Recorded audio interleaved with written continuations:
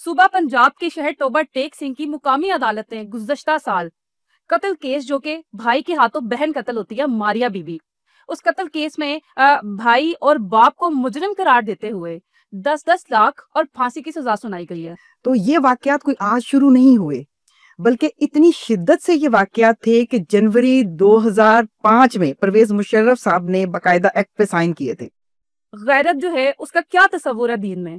مرد کے لیے غیرت کا کیا تصور ہے؟ عورت کے لیے غیرت کا کیا تصور ہے؟ باپ کے سامنے بھی ہوئی، باپ نے بھی کی، بھائی نے بھی کی، شوہر کے ہاتھوں بھی ہوئی اور آشنا کے ہاتھوں بھی ہوئی، کہ کم از کم ہم اس طرف آئے تو صحیح کہ قاتل کو سزا ہوئی۔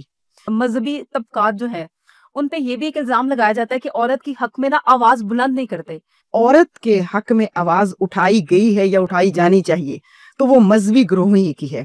اس دین اسلام غیرت کو بہت پسند کرتا ہے، لیکن اس کا مطلب یہ ہرگز نہیں کہ کوئی بھی فرد یہ اختیار رکھتا ہے کہ وہ قانون اپنے ہاتھ میں لے لے۔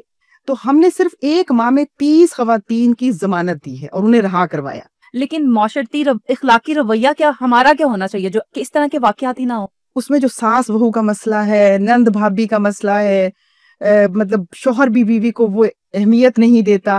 پاکستان کی 90% عورت ہراسمنٹ کا شکار ہے، لیکن غیرت کے نام پہ قتل کرنا تو شاید ثواب سمجھا جاتا ہے آج کل۔ اس طرح کے سسٹم چلیں گے تو ہم کہہ کچھ رہے ہوں گے، کر کچھ رہے ہوں گے، دستخط کسی اور چیز پہ کر رہے ہوں گے، اعلان کہیں اور کر رہے ہوں گے، تو پھر سسٹم تو یہی خراب ہوگا اور اس کے نتیجے میں ہماری نسلیں خراب ہو رہی ہیں۔ السلام علیکم، میں ہوں آپ کی میزبان عروج ملک۔ صوبہ پنجاب کے شہر ٹوبہ ٹیک سنگھ کی مقامی عدالت نے گزشتہ سال قتل کیس جو کہ بھائی کے ہاتھوں بہن قتل ہوتی ہے ماریا بی بی، اس قتل کیس میں بھائی اور باپ کو مجرم قرار دیتے ہوئے 10-10 لاکھ اور پھانسی کی سزا سنائی گئی ہے، جبکہ مقتولہ کے بھائی اور بھابھی جو کہ کہا جاتا تھا کہ چشمدید گواہ ہیں اس کیس کے، ان کو بری کر دیا گیا ہے۔ کیا ماریا بی بی کے ساتھ انصاف ہوا؟ کیا یہ جو سزا سنائی گئی یا جو بھابھی اور بھائی کو بری کر دیا گیا، کیا وہ جائز بات تھی کیونکہ وہ چشمدید گواہ تھے؟ ہم بات کریں گے اسی پہ کہ دین اسلام میں عورت کی حفاظت کیسے کی جا سکتی ہے، غیرت جو ہے اس کا کیا تصور ہے دین میں، مرد کے لیے غیرت کا کیا تصور ہے، عورت کے لیے غیرت کا کیا تصور ہے، اور ہم اس میں یہ بھی جانیں گے کہ جماعت اسلامی کی خواتین کا کیا موقف ہے۔ اسی حوالے سے ہمارے ساتھ موجود ہیں president women wing Jamaat Islami doctor Humaira Tariq. آئیے ان سے بات کرتے ہیں اور جاننے کی کوشش کرتے ہیں کہ ان کے خیالات کیا ہیں۔ السلام علیکم۔ وعلیکم السلام۔ بہت شکریہ آپ نے وقت دیا۔ یہ بتائیے گا کہ آپ کو لگتا ہے کہ یہ جو سزا سنائی گئی اس میں کوئی انصاف کا پہلو نظر آیا کہیں پہ؟ سب سے پہلی بات تو میرا خیال ہے کہ میں تو خراج تحسین پیش کروں گی عدالت کو کہ انہوں نے سزا سنا دی، اور یہ واقعہ کوئی ایک نہیں بلکہ اس جو پچھلا ماہ گزرا ہے اسی میں کچھ تقریباً اس ماہ اپریل اور مارچ میں جو رجسٹرڈ ہوئے ہیں، جو میڈیا کے ذریعے ہم تک پہنچے، وہ 10 خواتین قتل ہوئی ہیں، اور جو کہیں رجسٹرڈ نہیں ہوا اس کا ہمیں علم نہیں ہے۔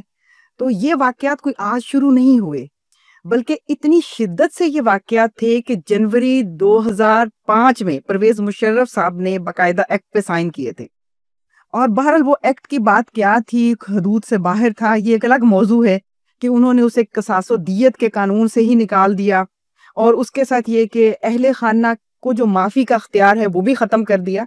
لیکن اس کے باوجود، اس ایکٹ کی منظوری کے باوجود، کیا پھر عورت قتل نہیں ہوئی بلکہ قتل ہوتی رہی، باپ کے سامنے قتل کر دی گئی۔ بالکل۔ اچھا، بات یہ بھی ہے کہ باپ کے سامنے بھی ہوئی، باپ نے بھی کی، بھائی نے بھی کی، شوہر کے ہاتھوں بھی ہوئی اور آشنا کے ہاتھوں بھی ہوئی۔ مسلسل یہ واقعات ہوتے چلے جا رہے ہیں، اور اگر صحیح سمجھا جائے تو اس وقت یہ والا جو مطلب کیس ہے، مقدمہ ہے جس میں سزا سنا دی گئی، یہ ایک خواتین کے لیے ایک بہت اچھا میسج ہے کہ کم از کم ہم اس طرف آئے تو صحیح کہ قاتل کو سزا ہوئی۔ اب رہی بات یہ کہ دین اسلام میں غیرت کا تصور کیا ہے۔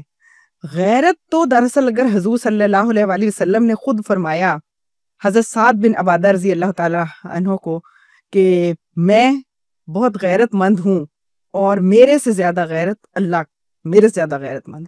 بات غیرت کی نہیں، بات قتل غیرت کی ہے۔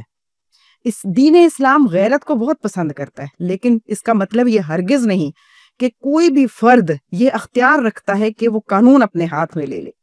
جبکہ اسلام نے تو پورا نظام دیا، نظام قوانین دیا، قصاص کا، دیت کا۔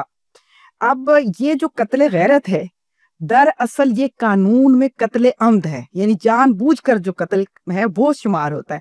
اس کی سزا بھی وہی ہے جو جان بوجھ کر قتل کرنے والے کی سزا ہے۔ اس میں یہ بحث شامل نہیں ہے کہ معاملہ کیا تھا، معاملہ قتل غیرت کا ہے، معاملہ کاروکاری کا ہے، یا معاملہ کہیں جائیداد ہتھیانے کے طریقے پہ ہے، یا کہیں دشمنی ہے، یا کہیں مرد کے بدلے میں عورت کی قربانی ہے۔ اصل میں قتل غیرت صرف قتل غیرت نہیں ہے، بلکہ بہت سارے بہانے سے، یعنی بہت ساری وجوہات اس کے پس منظر پہ ہیں جس کی وجہ سے عورت نشانہ بنتی ہے۔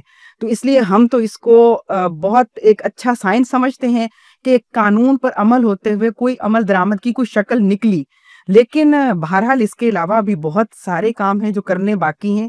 سوال تو یہ بھی اٹھتا ہے کہ آخر نوبت یہاں تک کیوں پہنچتی ہے؟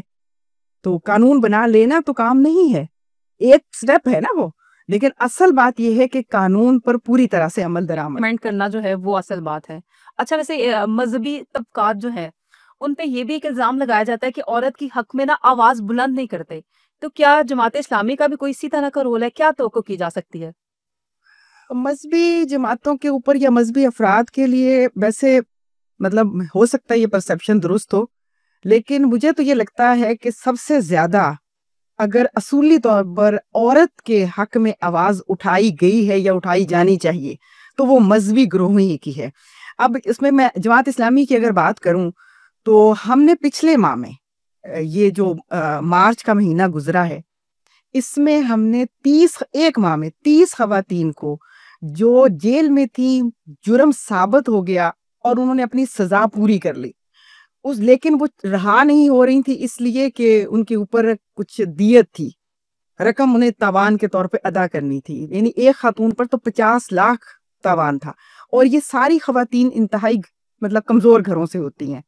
اب ظاہر ہے کسی لالچ میں، کسی بہلاوے پھسلاوے میں، تو ہم نے صرف ایک ماہ میں 30 خواتین کی ضمانت دی ہے اور انہیں رہا کروایا، اور اب تک مطلب ہم کوئی ہزاروں کی تعداد میں خواتین کو ان سزاؤں سے، اگر وہ بے گناہ تھیں تو ہم نے ان کی ضمانت کروائی، فری ان کا مقدمہ لڑا، اور اگر وہ مجرم تھیں تو جرم کی سزا پوری ہونے کے بعد ان کی جگہ جرمانہ ادا کیا اور انہیں رہائی دلائی۔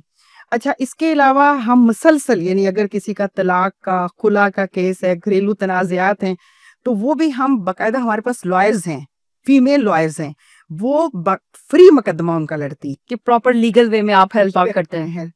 اچھا، پھر جو جیلوں میں 7 بچے معصوم آتے ہیں ان کی ایجوکیشن کا بھی ہم انتظام کرتے ہیں، اور ان خواتین کو جو جیلوں میں جرائم کی وجہ سے آتی ہیں ان کی بھی کریکٹر سازی کرتے ہیں، ان کی کریکٹر بلڈنگ کرتے ہیں تاکہ وہ باہر نکل کے ایک اچھی شہری بن سکیں۔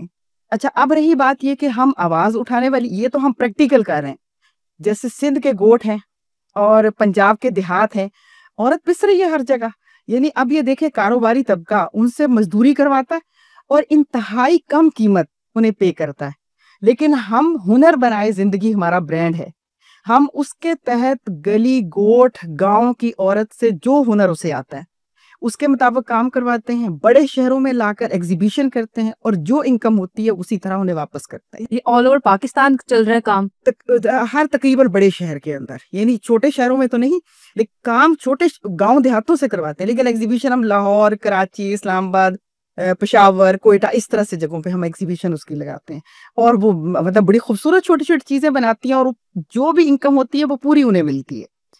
یہ تو ماشاءاللہ آپ نیکی کا کام کر رہے ہیں، لیکن معاشرتی اخلاقی رویہ ہمارا کیا ہونا چاہیے؟ جو عوام ہے وہ کس طرح سے اپنے رویے میں بدلاؤ لائے کہ اس طرح کے واقعات ہی نہ ہو؟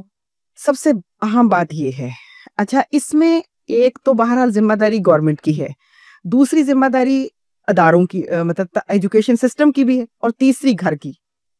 اب پہلی بات تو یہ ہے کہ پورے مواقع فراہم کر دیے جاتے ہیں جرم کے، کوئی ٹریننگ سسٹم کسی طرح کا گورنمنٹ کی طرف سے نہیں، اور بہت افسوس کی بات یہ ہے کہ ہمارا ایجوکیشن سسٹم بھی اس سے نکل گیا۔ سوشل سائنسز آہستہ آہستہ ہر ادارے سے ختم کر دی گئی۔ اصل میں جو تہذیب دیتی تھی بچے کو وہ سوشل سائنسز تھی نا، اب سوشل سائنسز کی ایجوکیشن ختم ہوگی، صرف سائنس کی ایجوکیشن رہے گی۔ اب بچے کے اندر یہ تہذیب کہاں سے آئے گی کہ اس نے کیا کرنا ہے اور کیا نہیں کرنا، وہ لڑکا ہو یا لڑکی ہو؟ اور جو ادب اور احترام بڑوں کا ہے، بچوں کے ساتھ شفقت ہے، یہ سارے معاملات اس کے ساتھ پہ سب سے بڑا مسئلہ یہ بالکل اوپن موبائل ہے، لیپ ٹاپ ہے، اور ہر چیز لڑکے کی لڑکی کی دسترس میں، ہر چیز کی ایکسیس ہے۔ اب اس کے بعد پھر اس کو کہیں پر کوئی ٹریننگ ہو، اچھا ہماری ماں بھی اویئر نہیں، پیرنٹس بھی نہیں دیکھتے، بچے کو فون پکڑا کے بٹھا دیتے ہیں اور بالکل لاپرواہی اور لا علمی کا بالکل قطع تعلقی ہو جاتی ہے کہ اچھا بچہ بزی ہے، تنگ نہیں کر رہا. اور یہ چیز جو ہے وہ شروع سے ہی وہ جیسے ہی بچہ 1-1.5 سال کا ہوتا ہے وہیں سے سٹارٹ ہو جاتی ہے ٹریننگ اس کی. اصل میں اس کے پیچھے ہمارا جو گھریلو سسٹم ہے نا، اس میں جو ساس بہو کا مسئلہ ہے، نند بھابھی کا مسئلہ ہے، مطلب شوہر بھی بیوی کو وہ اہمیت نہیں دیتا. پاکستان کی 90% عورت ہراسمنٹ کا شکار ہے، یہ سرویز بتاتے ہیں. اچھا، اور 32% پاکستان کی عورت گھریلو تشدد کا شکار ہے. 32%. 80% عورت اپنی ورک پلیس پہ، خواہ وہ کالج ہے، یونیورسٹی ہے، آفس ہے، روڈ ہے، بس ہے، وہاں پر ہراس ہوتی ہے. اب ان حالات میں تو اب وہ کیا کرتی ہے، وہ اپنی انزائٹی بھی نکالتی ہے اور اپنے کام اتنے اس کے اوپر ذمہ داریاں، گھر کا بوجھ بھی، بعض کا باہر کا بھی، تو وہ موبائل پکڑاتی ہے بچے کے ہاتھ میں، ٹیب پکڑاتی ہے، لیپ ٹاپ پکڑاتی ہے، بچہ اس کے اوپر اور وہ اپنا کام. اچھا، اس کے بعد اور دوسرا ماں کیا کرتی ہے کہ شوہر کا غصہ ہے، ساس کا غصہ ہے، کسی بھی رشتے میں جو بھی اس کو پرابلم آئی ہے تو اس نے نکالنا کہاں ہے بچے کے اوپر. اور اس کا نتیجہ کیا نکلتا ہے، نکل کیا رہا ہے کہ اب آنے والا، یعنی مطلب میں یہ بات بہت اس کے ساتھ بہت افسوس کی بات ہے، یہ 2 سال پہلے ہر 5واں بچہ نفسیاتی مریض تھا، آج ہر 3را بچہ نفسیاتی مریض ہے. اور اس کے پیچھے ہمیں بہت اپنے پورے گھریلو سسٹم کو، اپنے ایجوکیشن کے سسٹم کو، اپنے گورنمنٹ کے اور میڈیا کے، ان سب چیزوں کو دیکھنا پڑے گا. جب بات ہو رہی تھی گھریلو ناچاکی کی، تو میں نے ایسی پڑھی لکھی فیملیز بھی دیکھی ہیں جو کہ بہو کو، شاید یہ ورڈ ہی بنتا ہے میرا کہنا، کہ پاؤں کی جوتی سمجھتے ہیں.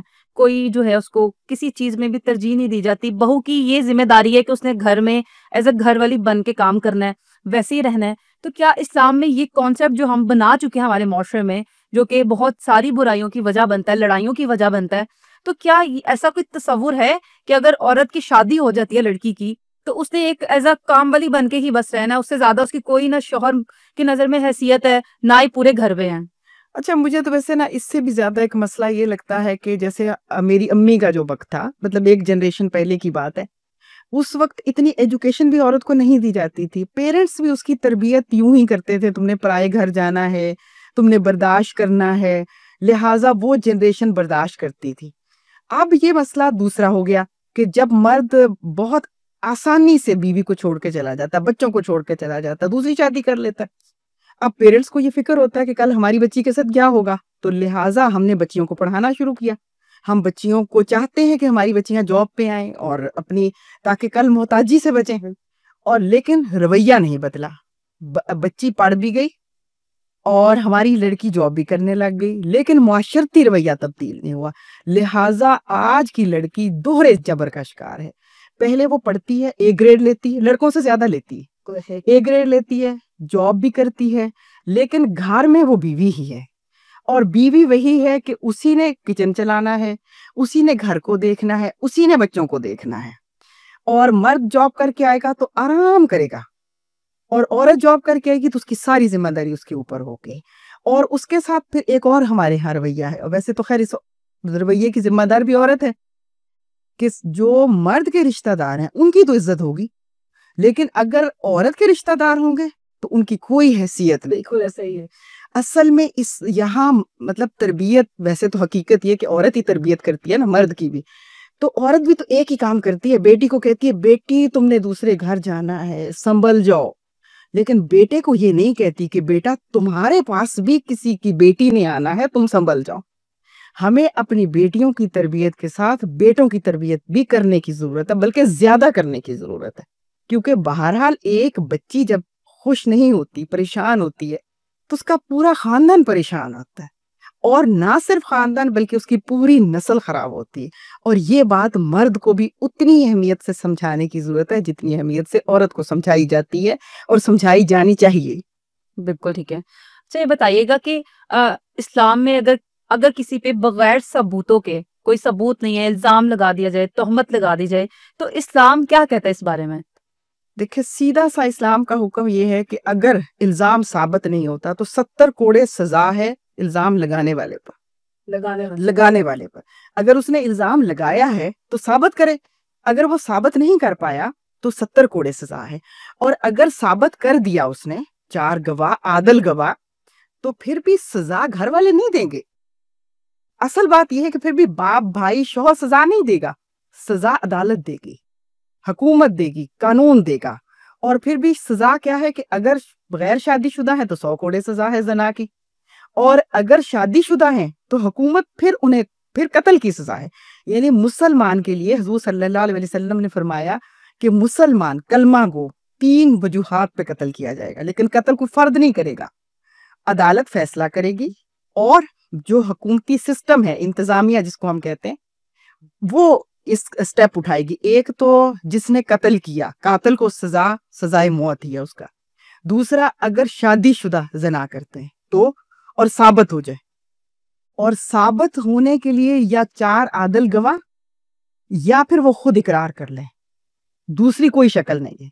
اور تیسری بات مرتد، یعنی اس نے اسلام قبول کیا اور اس کے بعد انکار کر دیا، واپس پلٹ گیا اپنے کفر کی طرف۔ تو صرف یہ 3 وجوہات ہیں، لیکن تینوں وجوہات میں عام انسانوں کو، گھر والوں کو، یا جیسے ہمارے ہاں غیرت کے نام پہ ایک ہجوم کھڑا ہو جاتا ہے، اور ہجوم ہی وہ غیرت کے نام پہ پتھر مار مار کے مار دیتا ہے یا مختلف جلا دیتا ہے، آگ لگا دیتا ہے۔ یہ تو انتہائی اسلام کے ہاں، اسلام نے تو بلکہ یہاں اس کو قتل عمد کہا، اور اس کی سزا بھی سزائے موت کہا۔ لیکن غیرت کے نام پہ قتل کرنا تو شاید ثواب سمجھا جاتا ہے آج کل، چھوٹا سا کوئی مسئلہ ہوتا ہے تو بس مار دو، یہ کر دو۔ بیسیکلی یہ اسلام سے لا علمی ہے، کیونکہ عورت کو تو اللہ تعالیٰ نے، اللہ کے رسول صلی اللہ علیہ وسلم نے بہت مطلب وہ دیا ہے، ایک مرتبہ دیا ہے۔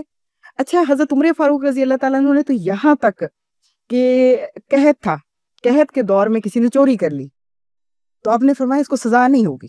کیوں؟ اس لیے کہ پہلے اس کی ضرورت تو پوری کرو، اب قحط ہے، بھوک کی وجہ سے اس نے چوری کر لی۔ تو جب تک ہم اپنے سسٹم کو ٹھیک نہیں کر لیتے، ہم نے جو معاشرے کے اندر پھیلائی ہوئی بے حیائی ہے میڈیا کے ذریعے، ان ڈیجٹس کے ذریعے، مختلف طریقے سے، یا پھر مطلب جیسے اب اسلام تو یہ کہتا ہے کہ لڑکی اور لڑکا جب بالغ ہو جائیں تو جلدی شادی کرو، نکاح جلدی کرو۔ اب ہمیں تو کیریئر بنانے کا مسئلہ بہت بنا ہوا ہے، ہم بیٹی کو تو پڑھا لیں گے، بہو کو نہیں پڑھا سکتے۔ کیوں بھائی؟ جب بیٹی کو پڑھا سکتے ہیں تو ہم بہو کو بھی پڑھا سکتے ہیں، لیکن ہم اتنا بڑا ظرف کہاں سے لائیں گے؟ تو اس لیے جب تک ہم اپنے سسٹم کو ٹھیک کریں، برائی پر جانے والے راستوں کو بند کریں، ٹریننگ کریں، تربیت دیں، بتائیں کہ یہ غلط ہے، کیسے ممکن ہے سارے یہ سب چیزیں ممکن ایک اس پہ ہیں کہ جب تک یہ سسٹم نہیں بدلتا۔ دیکھیں ابھی تک ہمارے پاس پاکستان بننے کے بعد سے جتنی حکومتیں آئی ہیں، چہرے بدلے ہیں نا، چہرے بدلتے ہیں، سسٹم نہیں بدلتا۔ اور چہرے بھی جو بدلتے ہیں وہ ہم سب کے سامنے ہیں کہ ان کے اپنے اپنے مفادات ہیں، اپنی اپنی خاندان، اور پھر خاندانوں کے آگے پوری اپنی نسلوں کا سنوارنا اور بینک بیلنس اور سب کچھ سب چلتا ہے۔ ظاہر ہے کہ ان کا تو فوکس ہی نہیں ہے، ان کا ہدف یہ نہیں ہے۔ جب ان کا ہدف یہ نہیں ہے تو پھر کیسے بدلیں گے؟ حقیقت میں دیکھیں، ہم گھر کی بات ہی کریں، اگر ایک گھر کا پورا سسٹم بنا ہوا ہے، اتنے بجے اٹھنا ہے، اتنا اسٹڈی ٹائم ہے، اتنا تفریح کا ٹائم ہے، یہ کوکنگ کا، ساری چیز بالکل سموتھلی چلتی ہے، لیکن اگر گھر کے اندر سسٹم نہ ہو تو کیا ہوگا؟ بالکل یہی حال کسی بھی ریاست کا ہے۔ اس وقت ہماری اسٹیٹ کا حال یہ ہے کہ ایک طرف تو ہم نے خود، مطلب ثبوت ہے نا کہ ہم نے خود، پیپلز پارٹی کی حکومت نے، ہمارے صدر صاحب نے خود اجازت دی ہے اس کو پانی کے لیے، دوسری طرف پیپلز پارٹی وہاں بیٹھی ہے سندھ پورا وہ روڈ بلاک کر کے۔ تو یہ اب دوہرے والا سسٹم، مطلب ایک طرف وہی بات اور دوسری، اس طرح کے سسٹم چلیں گے تو ہم کہہ کچھ رہے ہوں گے، کر کچھ رہے ہوں گے، دستخط کسی اور چیز پہ کر رہے ہوں گے، اعلان کہیں اور کر رہے ہوں گے، تو پھر سسٹم تو یہی خراب ہوگا، اور اس کے نتیجے میں ہماری نسلیں خراب ہو رہی ہیں۔ اور نسلیں خراب ہونے کے ساتھ ساتھ دیکھیں سب سے بڑا مسئلہ یہ ہے کہ اصل میں عورت نسل بناتی ہے، مرد کو ہم نے معاش کی چکی میں پیس دیا، مہنگائی اتنی بڑھ گئی کہ ایک نوکری اس کا گزارا نہیں، وہ ایک نوکری دن کی کرتا ہے تو ایک رات کی کرتا ہے، یا پھر پارٹ ٹائم بزنس کرتا ہے، پھر کہیں جا کے وہ گھر کی دال روٹی پوری کرتا ہے۔ تو عورت کے اوپر پوری ذمہ داری آ گئی. اب وہ عورت جس کے اوپر بچوں کی تربیت کی ذمہ داری ہے، اگر وہی بکھری ہوئی ہے، وہی منتشر ہے، اس کو خود نہیں پتا اس کا فوکس کیا ہے، اس نے کیا کرنا ہے، تو پھر نسل کہاں جائے گی؟ اور حقیقت میں اس وقت نوجوان نسل مظلوم ہے اور انتہائی پریشان ہے. اس لیے بہت ضرورت ہے کہ انہیں اس تکلیف سے نکالا جائے اور ان کی ٹریننگ کی جائے اچھے طریقے سے. یہ گورنمنٹ کا کام ہے، یہ تعلیمی اداروں کا کام ہے، یہ میڈیا کا کام ہے، یہ ماں باپ کا کام ہے، یہ علماء کا کام ہے، یہ مساجد کا کام ہے، یہ سیاستدانوں کا کام ہے. اس میں سے کوئی بھی، یہ دانشوروں کا کام ہے، کوئی بھی طبقہ فکر ایسا نہیں ہے جو اس سے بری ہو. ہر کوئی اپنی ذمہ داری ادا کرے گا تو انشاءاللہ سب ٹھیک ہو جائے. انشاءاللہ. بہت شکریہ آپ کے وقت کا. ویورز، آپ نے کوشش کی یہ آپ کو آگاہ کرنے کی کہ اسلام میں عورت کا کیا تصور ہے، اس کی حفاظت کیسی ہے، اس کی غیرت کیسی ہے. یقیناً ہم نے کوشش کی کہ آپ کو جو ہے ہم انفارم کر سکیں، آپ کو آگاہ کر سکیں، تھوڑا سا ایجوکیٹ بھی کر سکیں. ویسے تو ہر چیز جو ہے وہ آپ کے ہاتھ میں موبائل کی ایکسیس ایسی ہے کہ آپ کو ہر چیز جو ہے اس کا علم ہوتا ہے.